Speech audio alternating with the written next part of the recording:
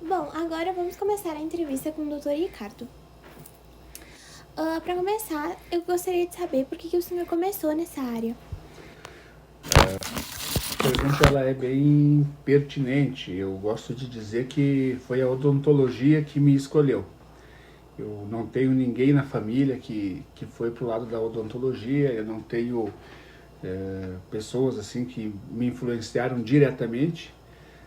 Sabe quando tem aquele funil que as coisas vão te conduzindo a alguma coisa que tu meio incerta, que tu não sabe, que tu não escolheu? Mas eu me mantive no curso porque comecei a gostar. Era um curso diferente assim do que eu gostaria de fazer. Na verdade, eu estava naquela idade, de 18, 19 anos, e eu não sabia exatamente o que a gente quer, como a maioria dos jovens e adolescentes, que por falta de experiência não conseguem decidir com facilidade. Então eu não queria fazer medicina porque eu tinha medo de sangue, eu não queria ir para a área das engenharias porque eu não era muito bom nos cálculos, enfim. E aí algumas coisas eu achei que eram mais rentáveis, menos rentáveis, e acabou caindo do meu colo aí a odontologia, e gostei, e assim estou até hoje. Há quanto tempo o senhor atua nessa área mesmo? Bom, eu me formei, eu tinha 29 anos de idade. Eu demorei 10 anos para me formar. Eu comecei com 19, logo que eu terminei ali o ensino médio. Nem chamávamos ainda de ensino médio, era o segundo grau. E, enfim, eu precisava fazer alguma coisa, alguma faculdade, e comecei cedo. Devido a situações financeiras não muito favoráveis, eu acabei demorando muito para me formar, estendeu-se mais do que o prazo padrão assim, do curso. Mas, enfim, juntando ali os anos de estudo e de função efetiva mesmo, são aí 20, 30 anos da minha vida. Ah, bastante tempo então. Bastante tempo Eu mesmo. queria uma pergunta assim que me interessa muito saber. Como que o senhor, que já está há tanto tempo na área, enxerga o mercado da odontologia atualmente? Porque eu fui pesquisar e ir atrás para ver, né? Porque eu tenho muita vontade de ir para esse curso também. E muita gente diz que a área está saturada, que não está dando lucro, não dá futuro. Como que o senhor enxerga isso? Assim como ocorre também em outras profissões, sempre há uma demanda e uma procura, né, por vagas, por, enfim, colocação no mercado de trabalho. Na odontologia, eu vejo assim, a odontologia muito se modernizando, muito se inclinando para os lados da estética, da prevenção. Então, quando eu comecei a atuar na área, a gente fazia só concertos, né, restaurações, e as pessoas chegavam no consultório assim, quando já não tinha mais o que fazer, e alguns dentes a gente nem conseguia recuperar porque a pessoa deixou passar muito tempo. Hoje ocorre, ainda que lentamente, mas uma mudança de cultura, e as pessoas têm se preocupado mais com a saúde bucal e tal. Então isso faz com que aumente, sim, o número de... a necessidade de ter profissionais na área atuando. Claro, quanto mais profissionais, menos pacientes para cada um, mas eu posso dizer que não é uma área que está saturada. Dá para se reinventar, tem muitas ramificações o curso da odontologia, e tem colocação para todo mundo no mercado de trabalho. Legal, é bom ouvir isso. Na odontologia, o senhor considera importante estar sempre buscando se atualizar de conhecimento, assim? Que é uma área bem científica, né? E a ciência, a gente sabe, está sempre em evolução. Sim, com certeza. A área da medicina, ela é uma das áreas assim, que mais desenvolvem novos produtos, novas técnicas. Então eu tenho buscado me aperfeiçoar por seminários, até leituras na internet. A gente encontra algumas coisas boas. Claro, não dá pra gente ler tudo que tem na internet, né? Ler até pode, a gente não pode levar para a nossa vida. Mas tem opção, sim, variedades de opções de aperfeiçoamentos, de cursos, de técnicas, alguns mais longos, alguns mais rápidos de serem feitos, mas eu avalio de extrema importância para você acompanhar, né, o mercado. Claro, tem Por exemplo, a instrumentação da odontologia, se você pegar os últimos 10 anos para cá, que 10 anos não é nada praticamente, muita coisa mudou, muitos métodos, muitos instrumentos foram desenvolvidos, criados para facilitar a vida do profissional e também, principalmente, dos clientes. Então, eu acho de extrema importância assim, a especialização para acompanhar esse crescimento, esse desenvolvimento. Certo. O senhor possui alguma especialização na área? Se sim, qual? Olha, no começo, baseado pelo meu gosto de filmes, assim, de policial, de suspense, eu sempre achei interessante aquelas investigações, quando eles achavam ali vestígios de um corpo, de um cadáver, alguma coisa assim. Pareço meio sinistro falando isso, mas eu gostava disso e eu queria me especializar nessa área de odontologista, que era fazer aqueles exames de arcada dentária para ver, identificar quem que era a pessoa. Só que isso é uma área assim bem específica e cada área assim muito específica não é tão fácil de você achar uma colocação. Então eu até passei em algumas etapas do processo ali, mas aí tem filas, porque você tem que trabalhar, né, ligado à polícia ou algum detetive particular, algumas coisas assim, alguma clínica, e isso já as vagas estão ocupadas. Então é quando alguém desocupa a vaga que sobra para alguém. Então eu desisti dessa área por conta da demora, mas era legal, é uma frustração que eu tenho na profissão. Mas alguns cursos, assim, seminários, eu nem vou conseguir te citar todos aqui, mas o mais importante é que eu vi no meio da minha carreira, eu percebi essa inclinação para o mundo da estética, dos cosméticos, da beleza, e o brasileiro é um dos, até na última pesquisa era o primeiro lugar em venda de cosméticos. Pasmem, mas o Brasil, no mundo inteiro, é o campeão em vendas de cosméticos. E isso tem a ver com a odontologia, porque a estética da pessoa está diretamente ligada à beleza, à aparência, e os dentes da pessoa, né, o sorriso entra nisso também.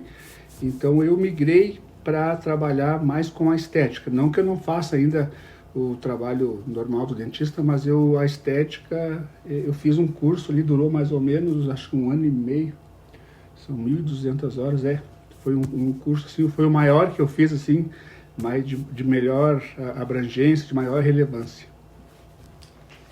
Ah, bom saber, legal. Uma coisa também que interessa assim, todo mundo, né, que quando vai procurar uma profissão, é as questões financeiras, assim.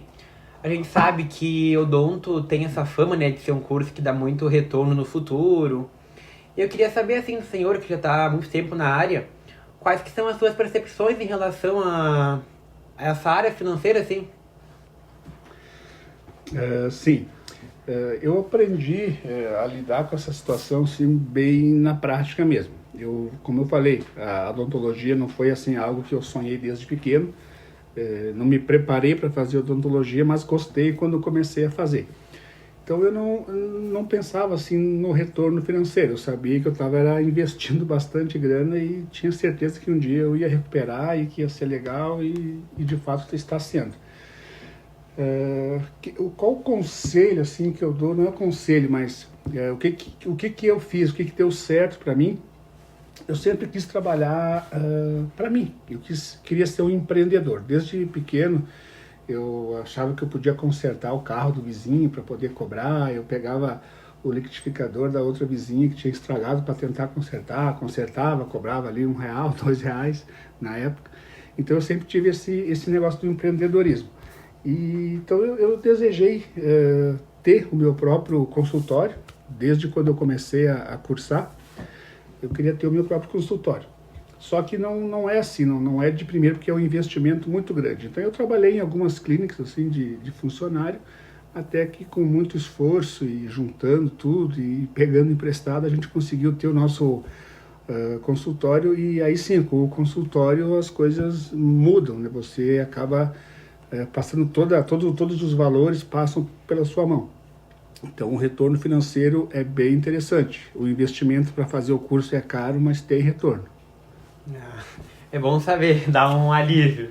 Mas, e na sua visão, como é que o senhor acha que está o mercado de trabalho na nossa região?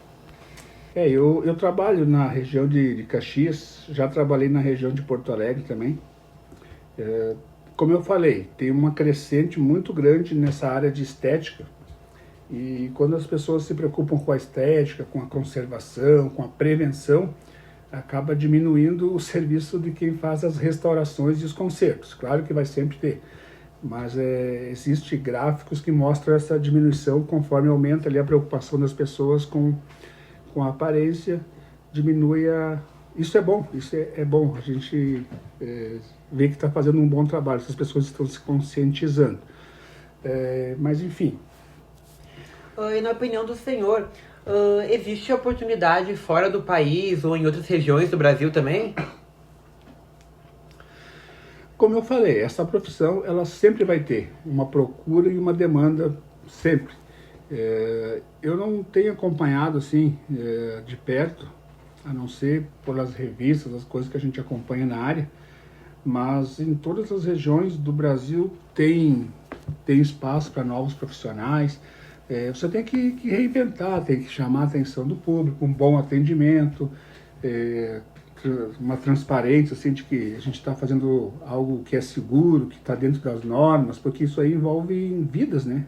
Não é exatamente o que um cirurgião lá que faz uma cirurgia do coração tem um risco maior, mas a gente está ali também lidando com vidas, com anestesia, com coisas, então a gente tem que ter uma preocupação, né, com passar isso para os nossos clientes. E isso atrai as pessoas, então em qualquer lugar que você tiver, você tem que ser autêntico e tem que chamar a atenção do teu cliente. Legal. O senhor acha que existem habilidades específicas que não são ensinadas na faculdade, mas que devem ser desenvolvidas pelo profissional depois, ou com os anos de atuação na área? Ah, certamente.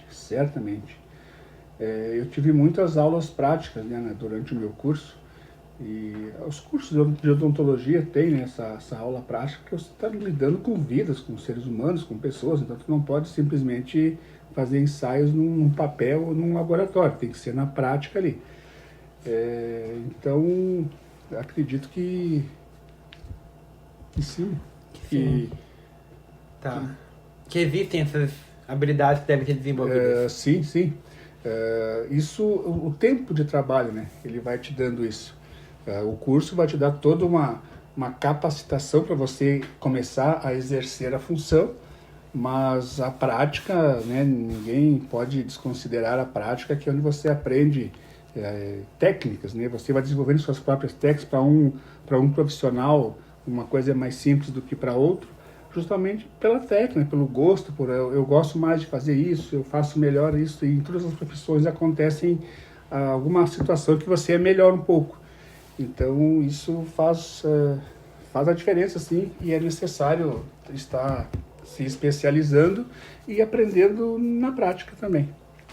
Uma dúvida, qual foi a faculdade mesmo que o senhor se formou?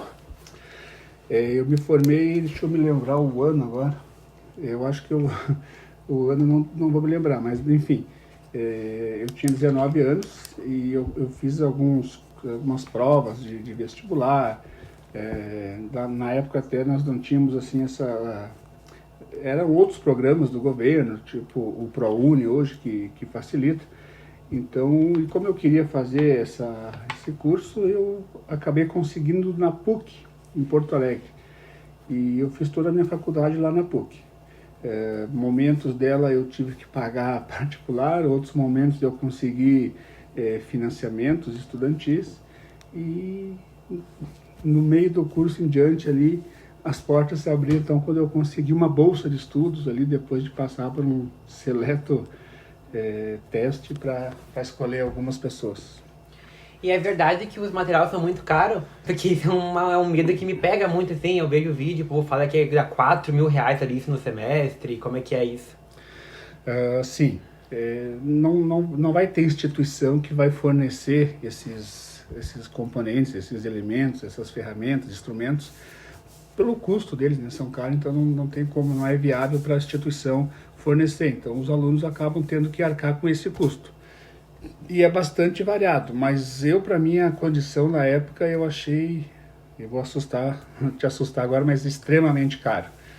Então eram coisas assim que custava mais caro os instrumentos do que a própria mensalidade. Então tinha outros semestres que a gente aproveitava alguns materiais e aí não saía tão caro assim, mas é um investimento também que você faz que você depois acaba não aproveitando assim esses instrumentos.